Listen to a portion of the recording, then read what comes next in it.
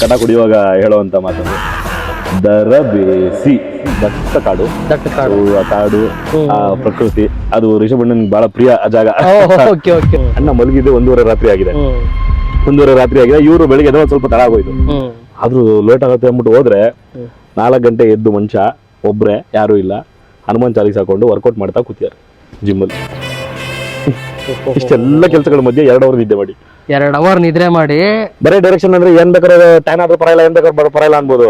Act ಮಾಡ್ಬೇಕು, body ಇಳ್ದೋಗ್ಬಿಡುತ್ತೆ, workout ಮಾಡ್ಬೇಕು, ಮುಖ ಚೆನ್ನಾಗಿ ಇಟ್ಕೋಬೇಕು, ಕೂದ್ಲು ಎಲ್ಲವನ್ನೂ ನೋಡ್ಕೋಬೇಕಲ್ಲ. ಅದ್ ಹೆಂಗ್ ಸಾಧ್ಯ ಆಯ್ತು, ಅದ್ ಹೆಂಗ್ ರಿಷಭಣ್ಣಗ್ ಯಾರು ಶಕ್ತಿ ಕೊಟ್ಟರು ದೇವರಾಣೆಗಳು ಗೊತ್ತಿಲ್ಲ. ಇಲ್ಲಪ್ಪ ಏನಪ್ಪ ಗೊತ್ತಿಲ್ಲ, ಇಂಡಸ್ಟ್ರಿ ಗೊತ್ತಿಲ್ಲ, ಯಾರು ನಮ್ಗೆ ಹಿಂದೆ ಮುಂದೆ ಸಪೋರ್ಟ್ ಅಂತಾನೂ ಇಲ್ಲ, ಯಾರು ಪರಿಚಯನೇ ಇಲ್ಲ, ನಮ್ಮ ವಂಶದವ್ರು ಯಾರು ಇದ್ದಿದ್ದೇ ಇಲ್ಲ.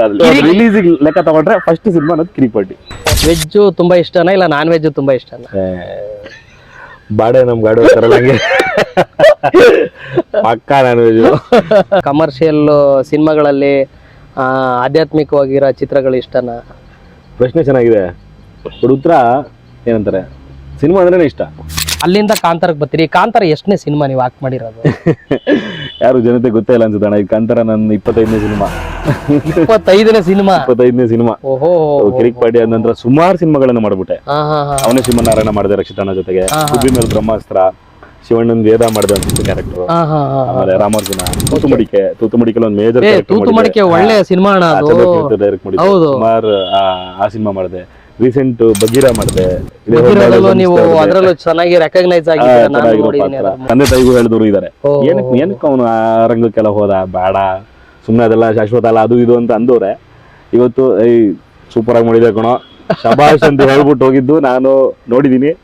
ಅದು ಹೇಳಿದ್ದೀನಿ, ಅವ್ರ ಕಣ್ಣಲ್ಲಿ ಆ ಭಾವನೆಗಳನ್ನ ನೋಡಿದೀನಿ.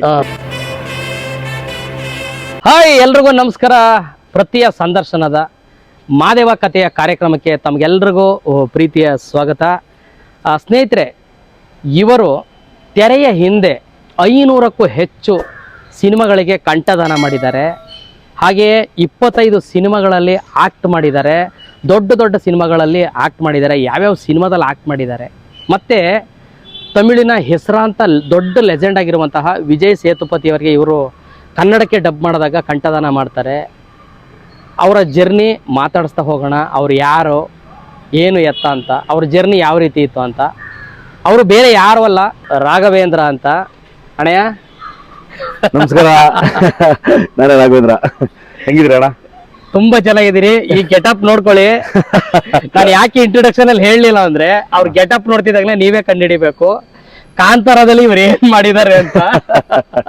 ಈಗ ನಮ್ಮ ವೀಕ್ಷಕರಿಗೆ ನೀವು ಹುಟ್ಟಿದ ಊರು ಯಾವುದು, ನಿಮ್ಮ ತಂದೆ ತಾಯಿ ವೀಕ್ಷಕರಿಗೆ ಪರಿಚಯ ಮಾಡ್ಕೊಳ್ಳಿ. ನಾನು ಬೆಳೆದು ಬಂದಿದ್ದು, ನಾನು ಹುಟ್ಟಿದ್ದು ಇದೇ ಬೆಂಗಳೂರಿನ ಚಿಕ್ಕಪೇಟೆ ಸಾಗರ್ ಹಾಸ್ಪಿಟ್ಲು, ಅಲ್ಲಿ ಹುಟ್ಟಿದ್ದು.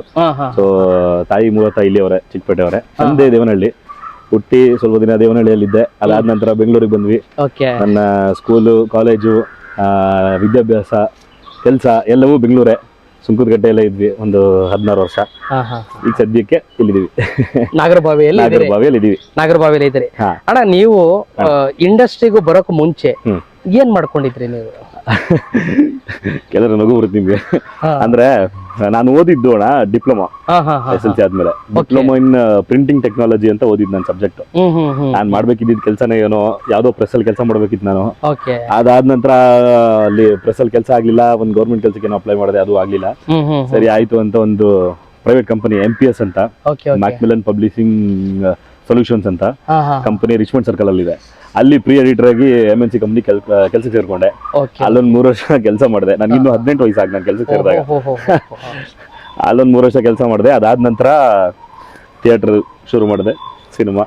ಹಂಗೆ ಥಿಯೇಟರ್ ಮಾಡಿದೆ ಅಂದ್ರೆ ನೀವು ಬಂದು ತಾಲೀಮೆಲ್ಲ ನಡೆಸಿದ್ರಿ ಥಿಯೇಟರ್ ಎಲ್ಲ? ಖಂಡಿತವಾಗ್ಲೂ ನನಗೆ ಯಾವ ಥಿಯೇಟರ್ ಅಲ್ಲಿ ನೀವು ಥಿಯೇಟರ್ ಮಾಡಿದ್ ನೀವು? ನಾನು ಆಫೀಸಲ್ಲಿ ಇದ್ದಾಗ ಅಣ್ಣ, ನನಗೆ ಹಿಂಗೆ ಒಬ್ರು ಪರಿಚಯ ಆಗ್ತಾರೆ. ನಾನು ಅಲ್ಲಿ ಆಫೀಸಲ್ಲಿ ಏನು ಅಂದ್ರೆ ಎಲ್ಲ ಹೆಣ್ಮಕ್ಳು ಗಂಡ್ಮಕ್ಳು ಎಲ್ಲರೂ ಇದ್ರು. ಬಟ್ ಏನಾದ್ರು ಒಂದು ಇವೆಂಟ್ ಆದ್ರೆ ಅದ್ರಲ್ಲಿ ಪಾರ್ಟಿಸಿಪೇಟ್ ಮಾಡ್ತಿದ್ ಗಂಡ್ ಮಗ ನಾನು ಒಬ್ನೇ. ಗಂಡು ಮುತ್ತೈದೆ ನೀವೇ? ಯಾರು ಬರ್ತಿರ್ಲಿಲ್ಲ. ಅಲ್ಲಿ ಏನಾದ್ರು ಒಂದು ಅವಾರ್ಡ್ ಹೊಡಿತು ಅಂದ್ರೆ ಆ ಬೆಸ್ಟ್ ಪಾರ್ಟಿಸಿಪೇಷನ್ ನಾನೇ, ಆ ಬೆಸ್ಟ್ ಇವರೇ ಗಂಡ್ ಮಗ ಇವರೇ, ಅಯ್ಯೋ ಇನ್ನೊಂದು ಏನೋ ಅವಾರ್ಡ್ ಅದ್ ನನಗೆ. ಎಲ್ಲರೂ ಅಲ್ಲಿರೋ ಜನ ಎನ್ಕರೇಜ್ ಮಾಡಿದ್ದು. ಮೊದ್ಲಿಗೆ ಅವ್ರಿಗೆ ಥ್ಯಾಂಕ್ಸ್ ಹೇಳ್ಬೇಕು.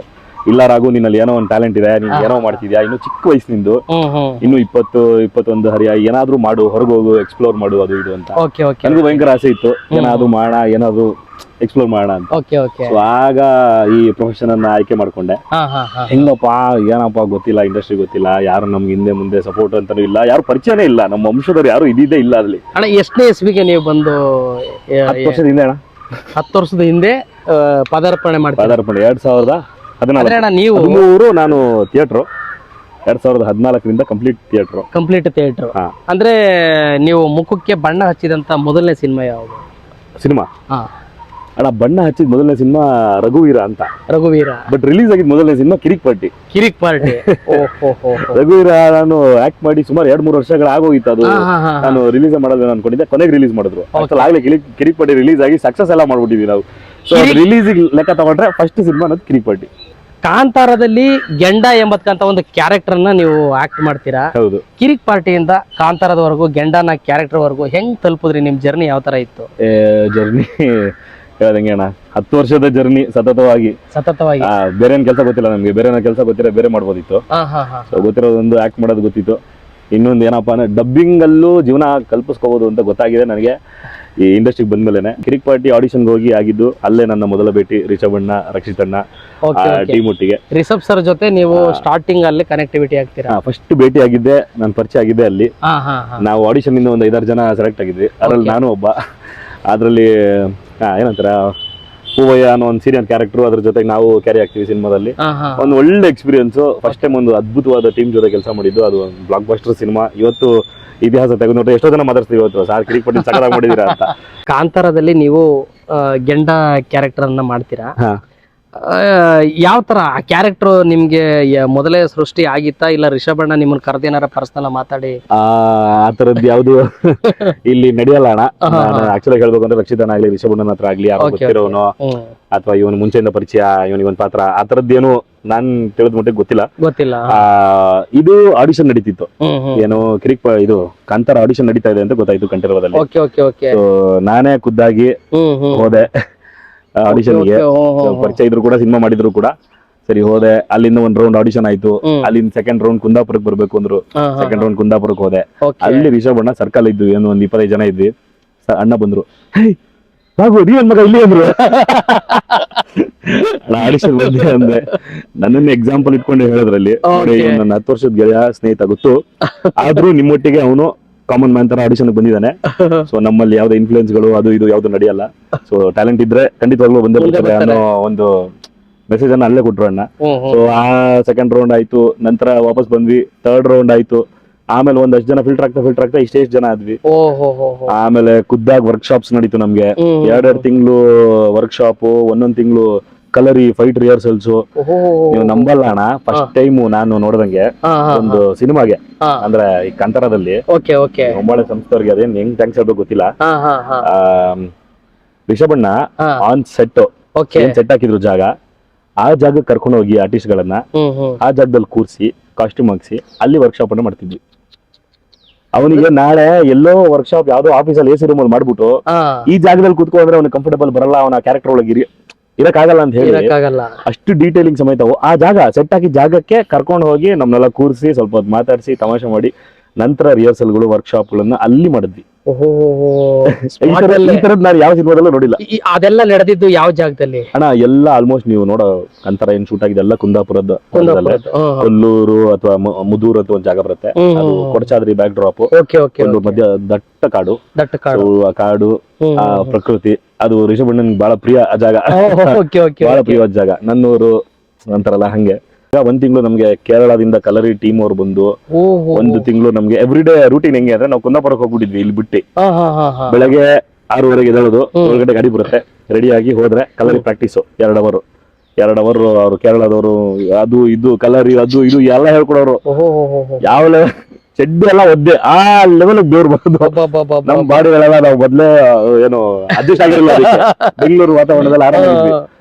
ಸೊ ಆತರ ಅಷ್ಟು ರಿಹರ್ಸಲ್ಗಳು, ಅಷ್ಟು ಬೆವ್ರು ಹರಿಸಿ ಅದಾದ ನಂತರ ಇನ್ನೊಬ್ರು ಮೇಡಮ್ ಇದ್ರು, ಅಕ್ಷರ ಮೇಡಮ್ ಅಂತ. ಅವರು ಡ್ಯಾನ್ಸ್ ಪ್ರಾಕ್ಟೀಸ್ ಮಾಡಿಸೋದು ಈ ಕಾಡಿನ ಜನಾಂಗ ಅವ್ರು ಹಾಡೋದ್ ಹೆಂಗಿರುತ್ತೆ, ಅವ್ರ ಮೂವ್ಮೆಂಟ್ಸ್ ಹೆಂಗಿರುತ್ತೆ, ಅವ್ರ ಮೂವ್ಮೆಂಟ್ ಈಗ ನಾರ್ಮಲ್ ಆಗಿ ನಾವು ಸ್ಟೆಪ್ ಹಾಕ್ದಂಗೆ ಆತರ ಸ್ಟೆಪ್ ಹಾಕಕ್ಕಾಗಲ್ಲ. ಆಗಲ್ಲ. ಕಾಡಿನ ಜನ ಅದು ಇದೇ ಬೇರೆ. ಅದನ್ನ ಅವ್ರು ರಿಹರ್ಸಲ್, ಅವ್ರು ಒಂದ್ 2 ಅವರು ಕೈ ಕಾಲೆಲ್ಲ ನಮ್ಗೆ ರಿಹರ್ಸಲ್ ಅಲ್ಲೇ ಗುರು ಇಲ್ಲಿ ಶೂಟಿಂಗ್ ಹೋಗಿಲ್ಲ ಗುರು ಈಗಲೇ ಹರಿದೋಯ್ತು ನಮ್ದೆಲ್ಲ ಅಂತ ಅಷ್ಟು. ಅದ್ರ ಮಧ್ಯೆ 2 ಅವರ್ ಬ್ರೇಕ್, ಅದ್ರಲ್ಲಿ ಪ್ರಗತಿ ಕರ್ಕೊಂಡು ಹೋಗೋರು, ಬನ್ನಿ ನಿಮ್ಗೆ ಕಾಸ್ಟ್ಯೂಮ್ ಹಾಕ್ಬೇಕು ಅಂತ. ಈ ಕಾಸ್ಟ್ಯೂಮ್ ವರ್ಕ್ ಆಗುತ್ತೆ ಅವನಿಗೆ, ಇದು ವರ್ಕ್ ಆಗಲ್ಲ, ಇವನ್ಗೆ ಇದು ವರ್ಕ್ ಆಗುತ್ತಾ, ಇದು ವರ್ಕ್ ಆಗಲ್ಲ, ಈ ಕಾಂಬಿನೇಷನ್ ವರ್ಕ್ ಆಗುತ್ತಾ, ಈ ತರ 2 ತಿಂಗಳು 3 ತಿಂಗಳು ಇದೇ ಪ್ರೊಸೆಸ್ ಆಗೋಯ್ತು. ನೀವು ನಂಬಲ್ಲ ನಿಜವಾಗ್ಲು. ಸೊ ಆಮೇಲೆ ವರ್ಕ್ಶಾಪ್ ಕುತ್ಕೊಂಡ್ರು ಅನಿ ಅಣ್ಣ, ಗುರು ಅಣ್ಣ ಮೇಜರ್ ಆಗಿ. ನಮ್ಮ ಗುರು ಅಂದ್ರೆ ರವಿ ಅಣ್ಣ, ಸೂಪ್ರಮ್ಸ್ ರವಿ ಅಣ್ಣ ಮತ್ತೆ ಅನಿ ಅಣ್ಣ ರೈಟಿಂಗ್ ಟೀಮ್ ಇದ್ದವರು. ಸೊ ಅವರಿಬ್ರು ಪರ್ಸನಲ್ ವರ್ಕ್ಶಾಪ್ ಗಳನ್ನ ತಗೊಂಡ್ರು ವಿತ್ ಸೀನ್ ಪೇಪರ್ ಜೊತೆಗೆ. ಸೀನ್ ಗಳನ್ನ ಎನಾಕ್ಟ್ ಮಾಡ್ತಾ, ಏನ್ ಡೈಲಾಗ್ ಡೆಲಿವರಿ, ನಾವು ಇಲ್ಲಿನ ಭಾಷೆ, ನಾವು ಮಾತಾಡ್ಬೇಕಿರೋದು ಅಲ್ಲಿನ ಭಾಷೆ. ಸೊ ನಮಗೆ ಇಡೀ ಸಿನಿಮಾ ನೀವು ನಾನು ಮಂಗಳೂರು ಆಕ್ಸೆಂಟ್ ಅಲ್ಲಿ ಆ ಭಾಷೆಯಲ್ಲಿ ಮಾತಾಡಿದ್ದೀವಿ. ಸೊ ಭಾಷೆ ಬರಲ್ಲ ನಮ್ಗೆ, ಎಂತ ಮಾರ ಅನ್ನೋದೊಂದು ಬಿಟ್ರೆ ನಮ್ಗೆ ಏನೂ ಗೊತ್ತಿರಲಿಲ್ಲ. ಸೊ ಅದನ್ನ ಡೀಟೇಲಿಂಗ್ ಹೇಳ್ತಾ, ಸೊ ಅದ್ರ ಬಗ್ಗೆ ವರ್ಕ್ಶಾಪ್ ಮಾಡ್ತಾ ಸುಮಾರು ಒಂದ್ 2-3 ತಿಂಗಳು ಇದೇ ವರ್ಕ್ಶಾಪ್ ಪರ್ಸನಲ್ ಆಗಿ ನಡೀತು ಕುಂದಾಪುರದಲ್ಲಿ ಕಂಪ್ಲೀಟ್ ಕುಂದಾಪುರ. ಅಣ್ಣ ನೀವು ಗೆಂಡ ಅನ್ನೋ ಕ್ಯಾರೆಕ್ಟರ್ ಮಾಡಿದಾಗ ಅಣ್ಣನ ಜೊತೆ ನಿಂತಾಗ ಒಂದಷ್ಟು ನೀವು ಡೈಲಾಗ್ ಗಳೆಲ್ಲ ಮಾತಾಡಿದೀರಾ. ನಮ್ಮ ವೀಕ್ಷಕರಿಗೆ ನೀವೊಂದು ವಾವ್ ಅನ್ನೋದು ಒಂದು ಡೈಲಾಗ್ ಇದೆ ನಿಮ್ದು ಆ ಸಿನಿಮಾದಲ್ಲಿ, ಅದ ಹೇಳ್ಬೋದಾ ನಮ್ಮ ವೀಕ್ಷಕರಿಗೆ? ಏನ್ ಡೈಲಾಗ್ ಹೇಳಿದ್ರಿ ಅಂತ? ಅದೊಂದು ನಾನ್ ಸಾಯೋ ಸೀಕ್ವೆನ್ಸ್ ಅಲ್ಲಿ ಕೂಡ ಒಂದು ರಿಜಿಸ್ಟರ್ ಮಾಡಿದಾರೆ ಅದನ್ನ. ನಾನು ಏನು ರಾಜ ಇದಾರೆ ಅವರಿಗೆ ಉರ್ಸೋ ಅಂತ ಒಂದು ಡೈಲಾಗ್ ಅದು. ಅದ್ರ ಮಾತಿಗೆ ಅವ್ರು ಉರ್ಕೊಂಡು ನನ್ನ ಸಾಯಿಸಿದಾಗ ಆ ಮಾತನ್ನ ವಾಪಸ್ ಕೊಂಡ್ರು ನನಗೆ. ಅದು ನಮ್ಮನ್ನ ಕಟ ಕುಡಿಯುವಾಗ ಹೇಳುವಂತ ಮಾತದು, ದರಬೇಸಿ. ಈ ಮಾತಿಗೆ ಅವ್ರು ಅಷ್ಟು ಕೋಪ ಮಾಡಿ ನನ್ನ ಸಾಯಿಸೋ ಲೆವೆಲ್ವರೆಗೂ ಹೋಗಿದ್ ರಾಜ. ಆ ಮಾತು ಭಯಂಕರ ಇಷ್ಟ. ಅಯ್ಯೋ ಕೈ ನೋವು, ಅಯ್ಯೋ ಕಾಲ್ ನೋವು ಅನ್ಕೋತಿದ್ವಿ. ಸಿನಿಮಾ ರಿಲೀಸ್ ಆದ್ಮೇಲೆ ದೊಡ್ಡದಾಗುತ್ತೆ, 4 ಜನ ಇದೆಲ್ಲ ಮಾಡ್ತಾರೆ, ಹಿಂಗೆಲ್ಲ ಆಗುತ್ತೆ ಅನ್ನೋದು ನಮ್ಗೆ ಗೊತ್ತೇ ಇರಲಿಲ್ಲ. ಅಂದ್ರೆ ನೀವು ಲೈವ್ ರಿಷಭಣ್ಣನ ಜೊತೆ ನೀವು ಹೋಗ್ತಾ ಇರ್ಬೇಕಾದ್ರೆ ಆ ಕಾಡಲ್ಲೆಲ್ಲ ಜೊತೆಲಿ ಟ್ರಾವೆಲ್ ಆಗ್ಬೇಕಾದ್ರೆ ಅಲ್ಲ ಅನುಭವ ಹೆಂಗಿತ್ತು ನಿಮ್ಗೆ? ಎಲ್ಲ ಸಿಕ್ಕಾಪಟ್ಟೆ ಮಜಾ ಮಾಡಿದೀವಿ. ಆ ಮೆಮೊರಿಗಳು, ಆ ನೆನಪುಗಳು ಯಾವತ್ತು ಜೀವಂತವಾಗಿರುತ್ತೆ ನಮ್ಮ ಹತ್ರ. ಸೊ ನಾನು ಹೇಳ್ತಿದ್ದೆ, ಸುಮ್ನೆ ನಗ್ತಿದೆ, ಯಾಕೋ ಮಗ ಅನ್ನೋರು ಇಲ್ಲಣ್ಣ, ಯಾವ ತರ ನೆನಪು, ಯಾವ್ದೋ ಕಾಡು, ಎಲ್ಲೋ ಇದೀವಿ, ರಿಷಭಣ್ಣನ ಜೊತೆ ಪಕ್ಕ ನಿಂತಿದೀವಿ, ಒಂದು ಖುಷಿ ಆಗ್ತಿದೆ ಅಂತ. ಅವರು ಇದ್ರಲ್ಲೇ ಹೇಳಿದ್ರು ಯಾವಾಗ ವರ್ಕ್ಶಾಪ್ ಟೈಮ್ ಅಲ್ಲೇ, ಫೋಟೋ ಸೆಲ್ಫಿ, ನನ್ನ ಯಾರಾದ್ರೂ ಸ್ಟಾರು, ಒಬ್ಬ ದೊಡ್ಡ ಇವರು ಹೀರೋ ಅಂತ ಟ್ರೀಟ್ ಮಾಡ್ತಿರಾದ್ರೆ ಈಗಲೇ ಟೀಮಿಂದ ಹೋಗ್ಬಿಡಿ, ನಾನು ನಿಮ್ ತರನೇ ಕೋ ಆರ್ಟಿಸ್ಟ್, ನೀವು ನನಗೆ ಕೋ ಆರ್ಟಿಸ್ಟ್. ಆ ಬಾಂಧವ್ಯ ಇದ್ದಾಗ ಮಾತ್ರ ನಾವ್ ಆಕ್ಟ್ ಮಾಡಕ್ ಸಾಧ್ಯ. ಅಯ್ಯೋ ನಾನ್ ಸ್ಟಾರ್ ಪಕ್ಕ ನಿಂತಿದೀನಿ, ಅಯ್ಯೋ ನಾನ್ ದೊಡ್ಡ ಹೀರೋ ಪಕ್ಕ ನಿಂತಿದೀನಿ ಅನ್ಕೊಂಡ್ರೆ ನಿಮ್ಗ ಏನಂತಾರೆ, ಆ ಬಿಹೇವ್ ಮಾಡಕ್ ಆಗಲ್ಲ, ನೀವು ಪಾತ್ರ ಮಾಡಕ್ ಆಗಲ್ಲ ಅಲ್ವಾ. ನಾನೊಬ್ಬ ಫ್ಯಾನ್ ಆಗ್ಬಿಡ್ತೀನಿ ಅವಾಗ. ನಾನು ಅವ್ರಿಗೆ ಹಿಂಗ್ ಹಿಡ್ಕೋಬೇಕು ಅಂದ್ರೆ ನಾನು ಹಿಡಿಯಕ್ ಮನ್ಸ್ ಬರಲ್ಲ, ಅಯ್ಯೋ ದೊಡ್ಡವರು ಅವ್ರ ಹೀರೋ ಅನ್ನೋ ತರ. ಸೊ ನಾನು ಕೋ ಆರ್ಟಿಸ್ಟು, ನೀವು ಕೋ ಆರ್ಟಿಸ್ಟು, ಬಾಂಧವ್ಯ ಇದ್ರೆ ಮಾತ್ರ ಸಾಧ್ಯ ಅಂತ. ಅದಕ್ಕೆ ನಾವೆಲ್ಲ ಸೆಟಲ್ ಒಂದ್ ಸೆಲ್ಫಿ ಫೋಟೋನು ಕೆಳಕ್ ಹೋಗ್ತಾರಿಲ್ಲ,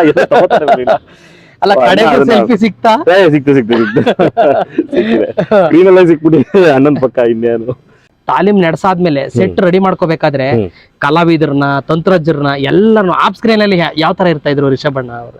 ನೀವು ಹೇಳಿದ್ರೆ ಅದು ಗೊತ್ತಿಲ್ಲ, ನಂಬಲ್ಲ ಜನ, ಯಾರು ನಮ್ಮ ಮಾತಲ್ಲ, ನಂಬಲ್ಲ. ಬೆಳಗ್ಗೆ 3:30 ಪಿಕಪ್ ಇತ್ತು ನಮ್ಗೆ, ಬೆಳಗಿನ ಜಾವ 3:30 ಪಿಕಪ್. ಯಾಕಂದ್ರೆ ನಾವಿರೋ ಜಾಗದಿಂದ 1 ಅವರ್ ಲೊಕೇಶನ್. ಅಲ್ಲಿಗೆ ಹೋಗಿ ರೀಚ್ ಆಗಿ 4:30. ಓಕೆನಾ, ಇಮಿಡಿಯೇಟ್ ಆಗಿ ನಾವು ಕಾಸ್ಟ್ಯೂಮ್ ಹಾಕಕ್ ಅರ್ಧ ಗಂಟೆ, 5:30 ಅಷ್ಟಲ್ಲಿ ಮೇಕಪ್ ಆಗಿ ವಿತ್ ಆರ್ಟಿಸ್ಟ್ ರೆಡಿ ಆಗಿ ಕೂತಿರ್ತಿದ್ವಿ. ನೀವು ನಂಬಲ್ಲ, ನಾವು ಹೋಗೋ ಮುಂಚೆ ರಿಷಭಣ್ಣ ಕುತ್ಕೊಂಡು ಮೇಕಪ್ ಹಾಕತ್ತಾ ಇದ್ರು. 5 ನಿಮಿಷ ದಿನ ಮ್ಯಾನೇಜರ್ ಗಾಡಿ ಲೇಟ್ ಆಗೋಯ್ತು, ನಮ್ದು ಪಂಚರ್ ಏನೋ ಆಗಿ ಒಂದ್ ಸ್ವಲ್ಪ ಲೇಟ್ ಆಗೋಯ್ತು. ಫೋನ್ ಮಾಡ್ತಿದ್ರು ಮ್ಯಾನೇಜರ್, ಎಲ್ಲಿದ್ರ ಅಣ್ಣ ಗಾಡಿ ಬರ್ತಾ ಇದೆ ಅಂದ್ವಿ. ಹೋಗಿ ರೀಚ್ ಆಗ್ತೀವಿ, ರಾಘವೇಂದ್ರ ನ್ಯಾಷನಲ್ ಅವಾರ್ಡ್ ಬಂದಿರೋ ಡೈರೆಕ್ಟರ್ ಅವ್ರೇ ಅಷ್ಟು ಬೇಗ ರೆಡಿ ಆಗ್ಬಿಟ್ಟಿದ್ದಾರೆ, ನಿಮ್ ಗಾಡಿ ಯಾಕೆ ಲೇಟು? ನಮ್ ತಪ್ಪಿಲ್ಲ ಅಣ್ಣ, ಇದ್ರಲ್ಲಿ ಗಾಡಿ ಲೇಟ್ ಆಗೋಯ್ತು ಅಂತ. ಆಮೇಲೆ ಕಾಸ್ಟ್ಯೂಮ್ ಹಾಕೊಂಡು ಕೂತಿರೋರು ಅಣ್ಣ ರೆಡಿ ಆಗ್ತಾ ಇರೋರು ಮೇಕಪ್ ಹಾಕೊಂಡು. ನೀವು ನಂಬಲ್ಲ ಸರ್, ಶನಿವಾರ ಸಂತೆಯಲ್ಲಿ ನಾವು ವಾರ್ ಸೀಕ್ವೆನ್ಸ್ ಎಲ್ಲ ಶೂಟ್ ಮಾಡಿದ್ದು, ಸೋಮವಾರಪೇಟೆ ತಾಲೂಕು ಕೂರ್ಗು, ಅಲ್ಲಿ ವಾರ್ ಸೀಕ್ವೆನ್ಸ್ ಗಳನ್ನ ಶೂಟ್ ಮಾಡಿದ್ದು. ಆ ಟೈಮ್ ಅಲ್ಲಿ ಬೆಳಗಿನ ಜಾವ 4 ಗಂಟೆ, ಆ ಟೈಮ್ಗೆ 6 ಗಂಟೆ ಅಷ್ಟರಲ್ಲಿ ಶಾರ್ಟ್ ರೆಡಿ ಇರ್ಬೇಕು, ರಿಷಭಣ್ಣನ ಶಾರ್ಟ್ ಅದೇನೇ ಆಗ್ಲಿ. 6 ಗಂಟೆ ಆರ್ಟಿಸ್ಟ್ ರೆಡಿ, 6 ಗಂಟೆ ಆರ್ಟಿಸ್ಟ್ ರೆಡಿ, 6 ಗಂಟೆ ಫಸ್ಟ್ ಶಾರ್ಟ್ ಇಡ್ಬೇಕಂದ್ರೆ ಇಟ್ಬಿಡ್ತಾರೆ. ಬೆಳಿಗ್ಗೆ ಶೂಟು, ಡೈರೆಕ್ಷನ್, ಆಕ್ಟಿಂಗು ಎಲ್ಲವನ್ನೂ ಮಾಡ್ತಿದ್ರ ಅಣ್ಣ. ಎಲ್ಲ ಮುಗಿಸಿ ಪ್ಯಾಕಪ್ ಆಗೋ ಟೈಮ್ ಲಾಸ್ಟ್ ಲೈಟ್ ಹೋಗ್ತಿದೆ ಅನ್ನೋ ಶಾರ್ಟ್ ಅಲ್ಲೂ ಶೂಟ್ ಮಾಡ್ತಿದ್ವಿ. ಇನ್ನೇನು ಹೋಗ್ತಾ ಇದೆ 6:45, 7 ಗಂಟೆ ಆ ಟೈಮಿಗೆ ಪ್ಯಾಕಪ್ ಆಗೋದು. ಎಲ್ಲ ಕೆಳಗ್ ಬಂದು ರೂಮಿಗೆ ಬರೋಕ್ ಒಂದ್ 8 ಗಂಟೆ 8:30 ಸ್ನಾನ ಮಾಡಿ ಅಣ್ಣ ಫ್ರೆಶ್ ಅಪ್ ಆಗಿ ನಾಳೆ ಏನು ಅಂತ ಡಿಸ್ಕಷನ್ ಮಾಡಿ ಕೂತ್ಕೊಂಡು ಡೈರೆಕ್ಷನ್ ಟೀಮ್ ಜೊತೆ ಮಾತಾಡಿ, ಮತ್ತೆ ಕರೆದು ಎವ್ರಿ ಡೇ ಮೀಟಿಂಗ್ಸ್ ಆಗುತ್ತಿತ್ತು. ಡೈರೆಕ್ಷನ್ ಟೀಮ್ ಜೊತೆ ಮಾತಾಡಿ ನಂತರ ಇನ್ನೊಂದು ಟೀಮ್ ಜೊತೆಗೆ ಮಾತಾಡಿ, ಪ್ರೊಡಕ್ಷನ್ ಟೀಮ್ ಜೊತೆಗೆ ಮೀಟಿಂಗ್ ಮಾತಾಡಿ, ಎಲ್ಲವನ್ನೂ ಹ್ಯಾಂಡಲ್ ಮಾಡ್ಬೇಕಲ್ಲ. ಇವ್ರ ಜೊತೆಗೆ ಮಾತಾಡಿ, ಆರ್ಟಿಸ್ಟ್ಗಳಿಗೆ ಮಾತಾಡಿ, ನಾಳೆ ಏನ್ ಸೀಕ್ವೆನ್ಸ್, ಏನ್ ಮಾಡಕ್ ಹೋಗ್ತಿದೀವಿ ಅನ್ನೋದು ಎಲ್ಲ ಮುಗಿಸಿ, ಕ್ಯಾಮರಾಮನ್ ಜೊತೆ ಮಾತಾಡಿ, ಇದನ್ನೆಲ್ಲ ಮುಗಿಸೋ ಪ್ರೊಸೀಜರ್ ಟೈಮಲ್ಲೇನೆ ನೀವು ನಂಬಲ್ಲ, ಒಂದು 10:30 12 ಗಂಟೆ, ಸುಮಾರು 11-12 ಗಂಟೆ ಆಗ್ಬಿಟ್ಟಿರೋದು. ಅದಾದ್ಮೇಲೆ 1 ಅವರ್ ಅಥವಾ ಮನೆಯವ್ರ ಜೊತೆ ಮಾತಾಡಿ ಒಂದು 10-15 ನಿಮಿಷ ಇದನ್ನೆಲ್ಲ ಮುಗಿಸಿ ಮನುಷ್ಯ ಒಂದು 1 ಗಂಟೆಗೋ 1:30ಗೋ ಸುಮಾರಿಗೆ ಮಲ್ಕೊಳ್ಳೋರು. ಓಕೆನಾ? ಮಲ್ಕೊಳ್ಳೋರು. ಒಂದ್ ದಿವಸ ಅಣ್ಣನ ಜೊತೆ ಇರೋ ಇಬ್ರು ಏನು ಫ್ರೆಂಡ್ಸ್ ಅವರು, ಅಂದ್ರೆ ನಮ್ಮ ರಕ್ಷಿ ನನ್ನ ಜೊತೆ ಚಿಂಕ್ರ ಅನ್ನೋ ಪಾತ್ರ ಮಾಡಿ ಅವರು, ಮತ್ತೆ ನಮ್ಮ ಗೋಕುಲ್ ಮಾಸ್ಟರ್ ಅಂತ ಕೇರಳದವರು ಜೊತೆಲಿ ಇದ್ರು ಯಾವಾಗ್ಲೂ. ಸೊ ಅವರು ನಮ್ಮೊಟ್ಟಿಗಿದ್ರು, ನಮ್ ಲಾಡ್ಜ್ ಅಲ್ಲಿ ಒಂದಿನ ನಮ್ಮೊಟ್ಟಿಗಿರೋಣ ಅಂತ ಬಂದಿದ್ರು. 4:15 ಎದ್ದೋಗ್ಬೇಕು, ಅಣ್ಣ ವರ್ಕೌಟ್ಗೆ ಹೋಗ್ತಾರೆ ಅಂತ. ಅಣ್ಣ ಮಲಗಿದ್ದು 1:30 ರಾತ್ರಿ ಆಗಿದೆ. 1:30 ರಾತ್ರಿ ಆಗಿದೆ. ಇವರು ಬೆಳಿಗ್ಗೆ ಎದ್ದೋ ಸ್ವಲ್ಪ ತಡ ಆಗೋಯ್ತು. ಆದ್ರೂ ಲೇಟ್ ಆಗುತ್ತೆ ಅಂದ್ಬಿಟ್ಟು ಹೋದ್ರೆ 4 ಗಂಟೆ ಎದ್ದು ಮನುಷ್ಯ ಒಬ್ರೆ, ಯಾರು ಇಲ್ಲ, ಹನುಮಾನ್ ಚಾಲೀಸ್ ಹಾಕೊಂಡು ವರ್ಕೌಟ್ ಮಾಡ್ತಾ ಕೂತಿದ್ದಾರೆ ಜಿಮ್ಮಲ್ಲಿ. ಇಷ್ಟೆಲ್ಲ ಕೆಲಸಗಳ ಮಧ್ಯೆ 2 ಅವರ್ ನಿದ್ದೆ ಮಾಡಿ, 2 ಅವರ್ ನಿದ್ರೆ ಮಾಡಿ, ಬರೇ ಡೈರೆಕ್ಷನ್ ಅಂದ್ರೆ ಏನ್ ಬೇಕಾದ್ರೆ ಟ್ಯಾನ್ ಆದ್ರೂ ಪರವಾಗಿಲ್ಲ, ಏನ್ ಬೇಕಾದ್ರೆ ಪರವಾಗಿಲ್ಲ ಅನ್ಬೋದು. ಆಕ್ಟ್ ಮಾಡ್ಬೇಕು, ಬಾಡಿ ಇಳ್ದೋಗ್ಬಿಡುತ್ತೆ, ವರ್ಕೌಟ್ ಮಾಡ್ಬೇಕು, ಮುಖ ಚೆನ್ನಾಗಿ ಇಟ್ಕೋಬೇಕು, ಕೂದ್ಲು ಎಲ್ಲವನ್ನೂ ನೋಡ್ಕೋಬೇಕಲ್ಲ. ಅದ್ ಹೆಂಗ್ ಸಾಧ್ಯ ಆಯ್ತು, ಅದ್ ಹೆಂಗ್ ರಿಷಬ್ ಯಾರು ಶಕ್ತಿ ಕೊಟ್ಟರು ದೇವರಾಣೆಗಳು ಗೊತ್ತಿಲ್ಲ. ಏನಂತಾರೆ, ನಾರ್ಮಲ್ ಮನುಷ್ಯರ ಕೈಲಿ ಸಾಧ್ಯ ಆಗದೆ ಇರೋದನ್ನ ಮಾಡಿದ್ರೆ ಆಶೀರ್ವಾದ ಇದೆ. ಖಂಡಿತವಾಗ್ಲೂ ಶಕ್ತಿ ಕಾಪಾಡ್ತಾ ಬಂದಿದೆ. ಅಣ್ಣ ಅವ್ರ ಜೊತೆಯಲ್ಲಿ ಅಕ್ಕ ಯಾವ ತರ ಇರ್ತಾ ಇದ್ರು? ರಿಷಬ್ ಅಣ್ಣನ ಹೆಂಡತಿ ಅವರು, ಅವ್ರ ಜೊತೆ ಅವರೇ 2 ಅವರ್ ನಿದ್ರೆ ಮಾಡ್ತಿದ್ರು ಅಂದ್ರೆ, ಆ ತಾಯಿ ಎಷ್ಟು ಗಂಟೆ ತನಕ ನಿದ್ರೆ ಮಾಡ್ತಾ ಇದ್ರು, ಅವ್ರು ಎಷ್ಟೊತ್ತಿಗೆ ಹೇಳ್ತಾ ಇದ್ರು? ಯಾಕಂದ್ರೆ ಅವ್ರಿಗೊಂದು ದೊಡ್ಡ ಜವಾಬ್ದಾರಿಯನ್ನ ಕೊಟ್ಟಿದ್ರು. ಯಾಕಂದ್ರೆ ನಾನುವೇ ಕಾಂತಾರದಲ್ಲಿ ಕಾಸ್ಟ್ಯೂಮ್ ಅಳತೆ ತಗೊಳ್ಳೋವರೆಗೂ ಬಂದಿದ್ದು, ಹಂಗಾಗಿ ಪಾಪ ಅಕ್ಕ ಯಾವ ತರ ನೀವು ಅದೇ ಅಕ್ಕ ಹೆಂಡತಿ ಅನ್ನೋದನ್ನ ಮರ್ತ್ಬಿಟ್ಟಿದ್ರು ಒಂದು ಸ್ವಲ್ಪ ದಿನದ ಮಟ್ಟಿಗೆ. ಅವರು ಕೆಲ್ಸಗಾರರ ತರ ನಾರ್ಮಲ್ ಏನಂತಾರೆ ಕಾಸ್ಟ್ಯೂಮರ್ ಏನ್ ಕೆಲಸ ಮಾಡ್ತಾರೋ ಅದೇ ಕೆಲಸಗಳನ್ನ ಮಾಡ್ಕೊಂಡು, ಅಕ್ಕ ಒಂದೇ ಒಂದು ಟೀಮು, ಡಿಸೈನರ್ ಟೀಮು, ಅವರೊಂದು 40 ಜನ ಟೈಲರ್ಗಳು, ಒಂದು 10-15 ಜನ ಕಾಸ್ಟ್ಯೂಮರ್ಗಳು, ಅದೊಂದು ದೊಡ್ಡ ಟೀಮ್ ಅವ್ರದ್ದು ಮೀಟಿಂಗ್ಗಳು. ಅಣ್ಣ ಇಲ್ಲಿ ಡೈರೆಕ್ಷನ್ ಡಿಪಾರ್ಟ್ಮೆಂಟ್ ಮೀಟಿಂಗ್ ಆದ್ರೆ ಅಕ್ಕ ಅಲ್ಲಿ ಕಾಸ್ಟ್ಯೂಮ್ ಡಿಪಾರ್ಟ್ಮೆಂಟ್ ಮೀಟಿಂಗು. ನಾಳೆ ಏನೇನ್ ಕಾಸ್ಟ್ಯೂಮ್ಸ್ ಹೋಗ್ಬೇಕು, 1+ ಯಾವ್ದಿದೆ, ಇದಾದ್ರೆ ಏನು, ಫೈಟ್ ಏನು, ಎಲ್ಲ ನಮ್ಗೆ ಯಾವ್ಯಾವ ತರ ಕಾಸ್ಟ್ಯೂಮ್ ಅಂದ್ರೆ ಸುಮಾರು ಕಾಸ್ಟ್ಯೂಮ್ ಚೇಂಜಸ್ ಇತ್ತು. ಈ ಕಾಡಲ್ಲಿ ಇದ್ದ ಒಂದು ಕಾಸ್ಟ್ಯೂಮು, ರಾಜ್ ಬೀದಿಗೆ ಬಂದ ಒಂದು ಕಾಸ್ಟ್ಯೂಮು, ಇನ್ನೊಂದ್ ಕಡೆ ಬಂದ ಇನ್ನೊಂದು ಕಾಸ್ಟ್ಯೂಮು, ಸ್ವಲ್ಪ ಆದ್ಮೇಲೆ ನಮ್ಮ ಹತ್ರ ಲೆದರ್ ಗಿದರ್ ಎಲ್ಲ ಬರುತ್ತೆ, ಅದಾದ್ಮೇಲೆ ಇನ್ನೊಂದು ಕಾಸ್ಟ್ಯೂಮು. ನಾನು ಅದನ್ನೇ ಹೇಳಕ್ ಬಂದೆ, ಎಲ್ಲಾರ್ದು ಆ ಚರ್ಮದ್ದು ಕಾಸ್ಟ್ಯೂಮ್ ಇದ್ವಲ್ಲ, ಅದನ್ನ ನನ್ಗೂ ವೇರ್ ಮಾಡಿ ಎಲ್ಲ ತೋರ್ಸಿದ್ರು ನನಗೆ. ನೀವು ಅದನ್ನ ಹಾಕೊಂಡು ಇಡೀ ದಿನ ಇರ್ಬೇಕಲ್ಲ, ಅದ್ ಹೆಂಗಿರ್ತಾ ಇದ್ರಿ? ನಿಮ್ಮ ಯಾವ ತರ ನೀವು ಆ ಕಾಡಲ್ಲೆಲ್ಲ ಗುಡ್ಡ ಹತ್ಬೇಕು? ಅದಕ್ಕೆ 2 ತಿಂಗಳು ಪ್ರೊಸೀಜರ್ ತಗೊಂಡ್ರು ಅಂತ ಹೇಳೋದು ಗೊತ್ತಾ, ವರ್ಕ್ಶಾಪ್ ಅಂತ. ಅದೆಲ್ಲ ಅದೇ ಕಾರಣಕ್ಕೆ ನಮ್ಮನ್ನ ಒಳಗಿಂದ ಸ್ಟ್ರಾಂಗ್ ಮಾಡಕ್ಕೆ, ನಮ್ಗೆ ಪ್ರಿಪರೇಷನ್ ಕೊಡಕ್ಕೆ ಫಿಕ್ಸ್ ಆಗ್ಬಿಡಿ ತಲೆಯಲ್ಲಿ ನಾವ್ ಈ ತರದ್ ಏನೋ ಒಂದ್ ಮಾಡಕ್ ಹೋಗ್ತಾ ಇದೀವಿ, ನೀವೆಲ್ಲರೂ ಸಪೋರ್ಟಿವ್ ಆಗಿರ್ಬೇಕು, ನಿಮ್ಮ ಆರೋಗ್ಯ ಸಪೋರ್ಟ್ ಮಾಡ್ಬೇಕು. ಅದಕ್ಕೆ ಈ ತಾಲೀಮ್ಗಳು, ಅದು ಇದು ಎಲ್ಲ ಒಳ್ಳೆ ಹೆಲ್ದಿ ಫುಡ್ ಎಲ್ಲವೂ ಕೊಟ್ಟು ಚೆನ್ನಾಗಿ ನೋಡ್ಕೊಂಡು ಎಂತಾರೆ. ಒಮ್ಮಳೆ ಸಂಸ್ಥೆಗೆ ಥ್ಯಾಂಕ್ಸ್ ಹೇಳ್ಬೇಕಾ, ರಿಷಬ್ ಅಣ್ಣಂಗೆ ಥ್ಯಾಂಕ್ಸ್ ಹೇಳ್ಬೇಕಾ, ಯಾರಿಗೆ ಥ್ಯಾಂಕ್ಸ್ ಹೇಳ್ಬೇಕು ಗೊತ್ತಿಲ್ಲ. ಅಣ್ಣ ಇವತ್ತು ಇಡೀ ಪ್ಯಾನ್ ಇಂಡಿಯಾನೇ ಮಾತಾಡ್ತಾ ಇದೆ, ಇಡೀ ಇಂಡಿಯಾ ಅಲ್ಲ ಇಂಟರ್ನ್ಯಾಷನಲ್ ಲೆವೆಲ್ ಮಾತಾಡಿಸ್ತಾ ಇದೆ. ಇಡೀ ನಿಮ್ಮ ಸುತ್ತ ಪರಿವಾರದ ಜೊತೆಗೆ ಫ್ರೆಂಡ್ಸ್ ಆಗ್ಬೋದು, ಎಲ್ಲ ವೃಂದದವ್ರಿಗೆ ನಾನು ಹೇಳ್ತಾ ಇರೋದು, ಇವಾಗ ನಿಮ್ಗೆ ಎಷ್ಟು ಖುಷಿ ಕೊಡ್ತಾ ಇದೆ? ಎಲ್ರು ಯಾವ ರೀತಿ ಮಾತಾಡ್ಕೊಳ್ತಾ ಇದಾರೆ ನಿಮ್ಮ ಜರ್ನಿ? ಸಿಕ್ಕಾಪಟ್ಟೆ ಖುಷಿ ಇದೆ ಅಣ್ಣ. ಅದೇ ಇದ್ರ ಬಗ್ಗೆ ಮಾತಾಡ್ಬೇಕು ಅಂದ್ರೆ, ಆಗ ಇನಿಷಿಯಲ್ ಸ್ಟೇಜಸ್ ಅಲ್ಲಿ ಏನಕ್ ಬೇಕಿತ್ತದೆಲ್ಲ, ಯಾಕೆ ಅದೆಲ್ಲ ಮಾಡ್ತೀನಿ, ಕೆಲಸ ಮಾಡ್ಕೊಂಡಿದ್ರೆ ಚೆನ್ನಾಗಿತ್ತಲ್ಲ, ಯಾಕೆ ನನ್ನ ತಂದೆ ತಾಯಿಗೂ ಹೇಳಿದವರು ಇದಾರೆ, ಏನಕ್ಕೆ ಅವನು ಆ ರಂಗಕ್ಕೆಲ್ಲ ಹೋದ, ಬೇಡ ಸುಮ್ಮನೆ ಅದೆಲ್ಲ ಶಾಶ್ವತ ಅಲ್ಲ, ಅದು ಇದು ಅಂತ ಅಂದವ್ರೆ. ಇವತ್ತು ಸೂಪರ್ ಆಗಿ ಮಾಡಿದೆ ಕಣೋ, ಶಬಾಷ್ ಅಂತ ಹೇಳ್ಬಿಟ್ಟು ಹೋಗಿದ್ದು ನಾನು ನೋಡಿದೀನಿ. ಅದು ಹೇಳಿದ್ದೀನಿ, ಅವ್ರ ಕಣ್ಣಲ್ಲಿ ಆ ಭಾವನೆಗಳನ್ನ ನೋಡಿದೀನಿ. ಖುಷಿ ಆಗಿದ್ದು, ಬಹಳ ಪ್ರೌಡ್ ಫೀಲ್ ಆಗಿದ್ದು ಅವರಿಗೂ. ಇವತ್ತೊಂದು ದೇಶನೇ ಮೆಚ್ಕೊಳ್ಳುವಂತ ಸಿನಿಮಾ, ಆ ಸಿನಿಮಾದಲ್ಲಿ ನನ್ನೊಂದು ಪಾತ್ರ. ಸೊ ಭಯಂಕರ ಖುಷಿ ಪಟ್ರು ಮನೆಯವರು, ಫ್ಯಾಮಿಲಿಯವರು, ಫ್ರೆಂಡ್ಸು ಎಲ್ಲರೂ ತುಂಬಾ ಖುಷಿ ಪಟ್ಟು ಹರಿಸಿದ್ದು ಈಗ ನೋಡ್ತಿದ್ದೀನಣ್ಣ.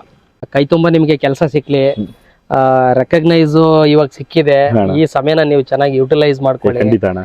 ಕಾಂತಾರ ಎಷ್ಟನೇ ಸಿನಿಮಾ ನೀವು ಆಕ್ಟ್ ಮಾಡಿರೋದು? ಯಾರು ಜನತೆ ಗೊತ್ತೇ ಇಲ್ಲ ಅನ್ಸುತ್ತೆ ಅಣ್ಣ. ಈ ಕಾಂತಾರ ನನ್ನ 25ನೇ ಸಿನಿಮಾ. 25ನೇ ಸಿನಿಮಾ? 25ನೇ ಸಿನಿಮಾ. ಓಹೋ. ಕಿರಿಕ್ ಪಾಡಿ ಆದ ನಂತರ ಸುಮಾರು ಸಿನಿಮಾಗಳನ್ನ ಮಾಡ್ಬಿಟ್ಟೆ.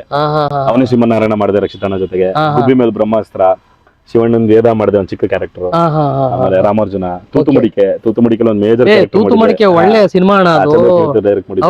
ಸುಮಾರು ಆ ಸಿನಿಮಾ ಮಾಡಿದೆ. ರೀಸೆಂಟ್ ಬಗೀರಾ ಮಾಡಿದೆ. ನೀವು ಅದರಲ್ಲೂ ಚೆನ್ನಾಗಿ ರೆಕಗ್ನೈಸ್ ಆಗಿದ್ದೀರಾ, ಆತರ ಸುಮಾರು ಇನ್ನೂ ಏನಂತಾರೆ ಒಂದು ಗೆದ್ದಂತ ಸಾಲ ಸಿನಿಮಾಗಳಲ್ಲಿ ಸಿನಿಮಾಗಳು ಇದೆಲ್ಲ ಗೊತ್ತಿರುವಂತ ಸಿನಿಮಾಗಳು, ಗೊತ್ತಿಲ್ಲೇ ರಿಲೀಸ್ ಆಗುವಂತ ಸಿನಿಮಾಗಳು ಒಂದಷ್ಟು ಸಿನಿಮಾಗಳಲ್ಲಿ ಕೆಲಸ ಮಾಡಿದೆ. ಅತಿ ಹೆಚ್ಚು ದೊಡ್ಡ ದೊಡ್ಡ ಲೆಜೆಂಡ್ ಗಳಿಗೆ ಯಾರ್ಯಾರಿಗೆ ಡಬ್ಬಿಂಗ್ ಕಂಠದಾನವನ್ನ ಮಾಡ್ತಾ ಇದ್ದೀರಾ? ಕನ್ನಡದಲ್ಲಿ ವಿಜಯ್ ಸೇತುಪತಿ ಅವರಿಗೆ ನಾನು ಡಬ್ ಮಾಡ್ತೀನಿ. ತಮಿಳಿನ ವಿಜಯ್ ಸೇತುಪತಿ ಅವರಿಗೆ ಯಾವುದೇ ಭಾಷೆಗಳು ಇಲ್ಲಿಗೆ ಬಂದಾಗ ಅವರು ತಮಿಳ್ ಯೂಶಲಿ ಮಾಡ್ತಾರೆ. ತಮಿಳ್ ಸಿನಿಮಾಗಳನ್ನ ಕನ್ನಡಕ್ಕೆ ಡಬ್ ಮಾಡುವಂತದ್ದು, ತೆಲುಗು ಸಿನಿಮಾಗಳು. ನೋಡಿ ವೀಕ್ಷಕರೇ, ವಿಜಯ್ ಸೇತುಪತಿ ಅವರ ಧ್ವನಿ ಬಂದಾಗ ಒರಿಜಿನಲ್ ವಾಯ್ಸ್ ಇವರದೇನೆ.